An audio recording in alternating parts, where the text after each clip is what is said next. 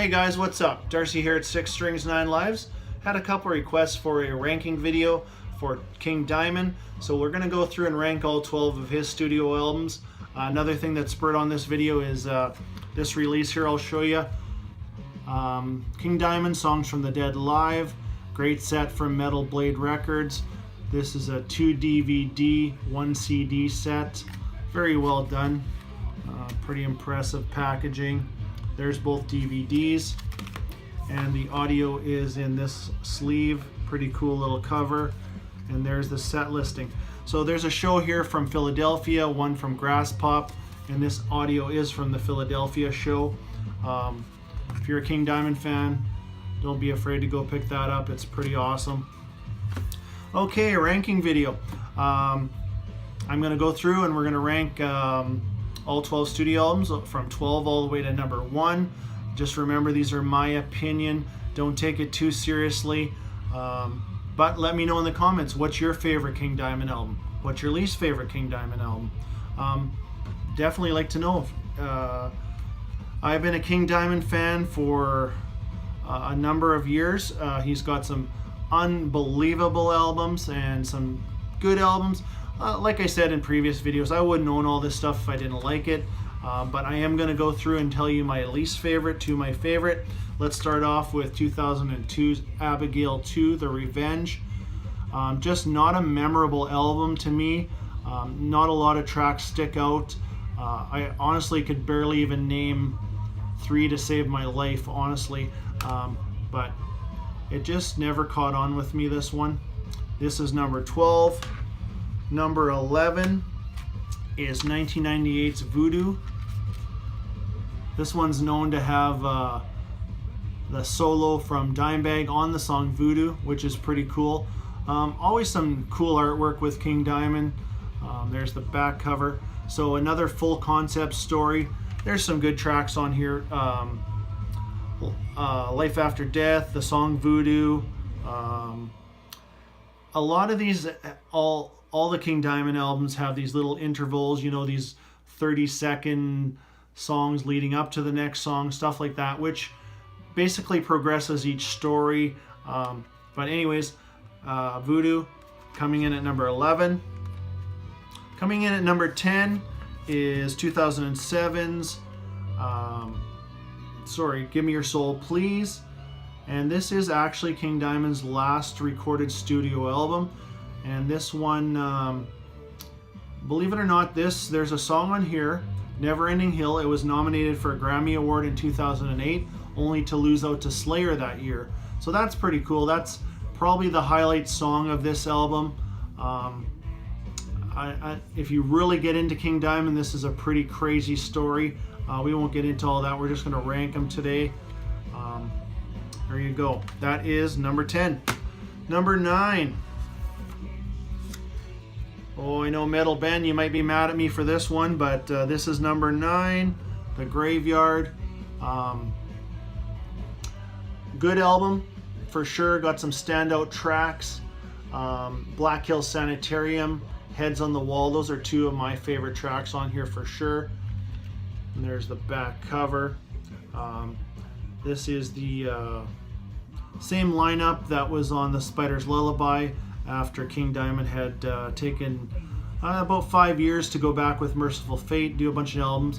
And then from 95 on, 95 to about 99, King Diamond was pulling double duty back and forth. There were actually years, I think 96 and 98, where there was a King Diamond album and a Merciful Fate album in the same year, even months apart really. So busy guy. Back to the ranking here, number 8. This one is called House of God. This is the only one to feature ex-Megadeth guitar player Glenn Drover. I really like this album. Got a few standout tracks for sure. The Trees Have Eyes. My favorite on this album is called Black Devil. So that is number 8. House of God, 2000 release. Coming in at number 7, a really good album, concept album again. Most of these are. This is from 2003. This is The Puppet Master. Pretty cool story.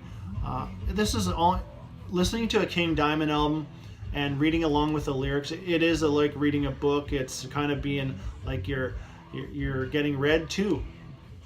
So that's pretty neat. So this is number 7 from 2003, is The Puppet Master. Next up, so after I told you there was a 5-year kind of hiatus of the King Diamond solo albums, and he went back to Merciful Fate. This was the 1995 release, The Spider's Lullaby. This is one that is half concept and the rest are just kind of standalone tracks. This is an awesome album. It is really underrated. The first part of this album, From the Other Side, Killer, the Poltergeist, a song called Moonlight, just unbelievable. This has been remastered and reissued, remastered by Andy LaRocque himself. I'd love to get that too, because the only small gripe I'd have on this album, on this original copy, the production sounds a little thin. If they could on the new one they fattened it up a little bit, so I'm definitely going to keep my eyes peeled to get that one. So that is number 6.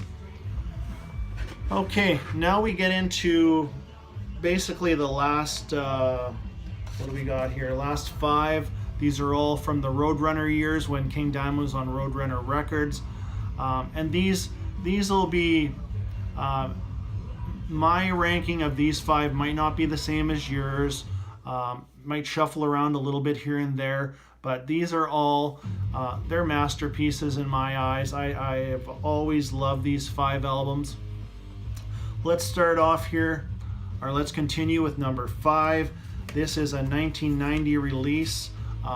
This one features Snowy Shaw on drums. This was known for the drum sound that was it a drum machine?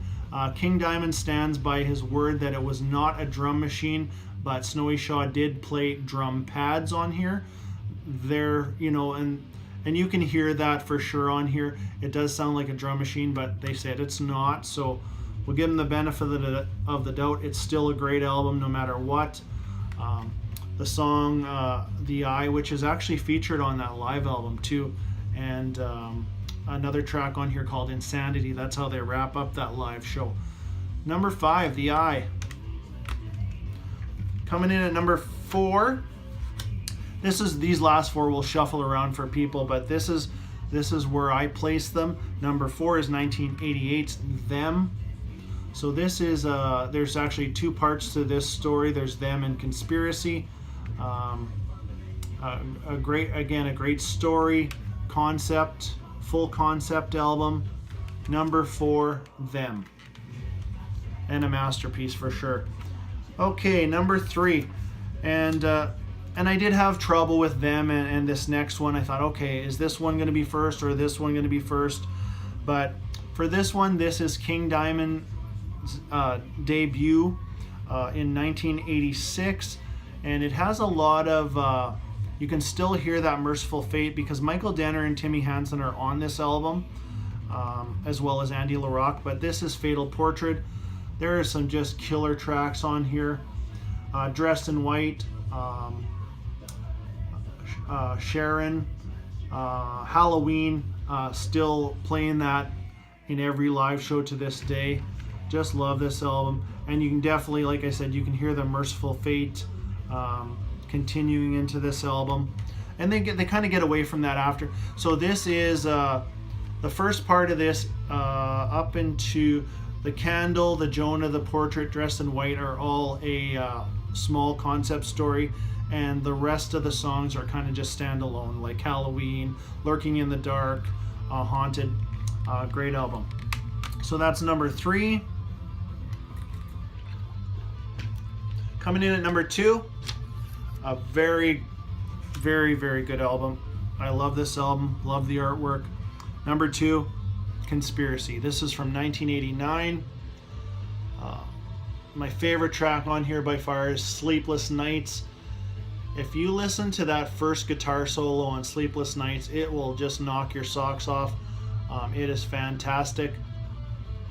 And that is a guitar solo by Andy LaRocque. At this point, Michael Danner and Timmy Hansen have left the band. They were only in the band for 2 albums, Fatal Portrait and Abigail. Pete, I pronounce it Black, but I think it's more like Block. Pete Block is the second guitar player, and this is his second album in the band. He joined for the album Them. I love this album. This is just out of the story of Them and then Conspiracy, because this is a continuation. This is definitely the stronger of the 2 albums in my opinion. And number 1 should be probably no surprise to a lot of King Diamond fans, and it kind of shows in that live album where they played this whole album in its entirety. And here it is, Abigail. Number 1 King Diamond album in my opinion. Again, you get towards these top 5 or 6. I mean, they're all just that good. They're just awesome. And there's the back. You know, you got your tracks like Family Ghost, the song Abigail itself. I would love to see these remastered or on vinyl and all put out in a box set or something. I'd be all over that for sure. I know their Metal Blade has put out a few of these. Again, they're a little bit pricey, but if a guy could definitely get Abigail on vinyl one day, it would be awesome.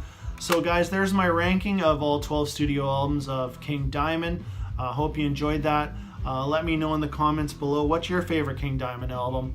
And again, kind of put another plug in for this great live album, King Diamond, and hope to see a new studio album from King Diamond in probably, realistically, we're looking at 2020, so looking forward to that. And until next time, you guys, stay heavy.